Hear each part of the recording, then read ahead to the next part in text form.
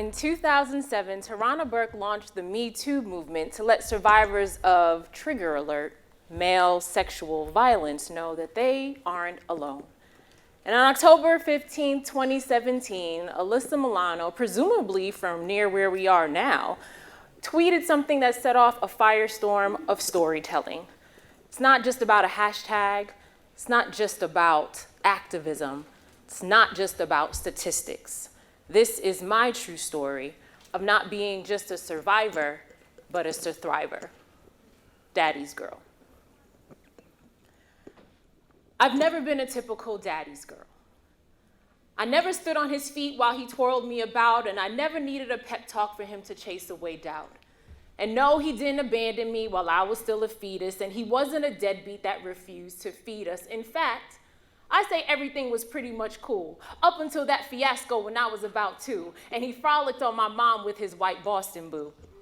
But things didn't work out for them, apparently, and so he hopped on 95 South to rejoin our family, made his way back into our house, a house that could never be a home, because Papa was so much more than a rolling stone. My chief protector was really a predator, circling like a hawk with its prey. I get distressed every time I heard Mommy say your prayers, baby.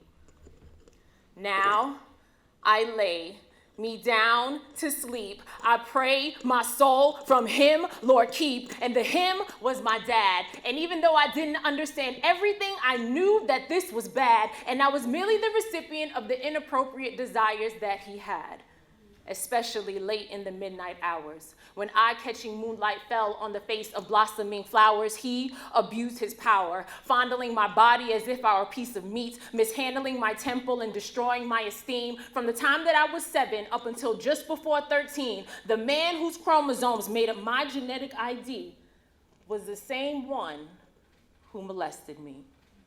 I guess you could ask how something like this would unfurl. And I say it's because I've never been a typical daddy's girl. I mean, nothing was off limits. Lips, breasts, even a prepubescent vagina. Somehow wishing that Mom Dukes would be the silver liner around this cloud that darkens every area of my life.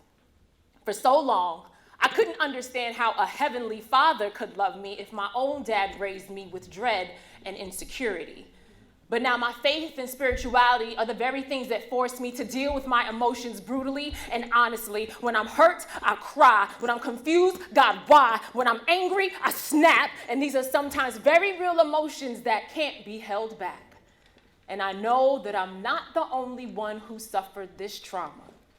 So the next time you meet a woman who's quote unquote full of drama, listen to her. Take time to get to know the intimate details of her world, because you might find out that maybe, just maybe, she's never been a typical daddy's girl.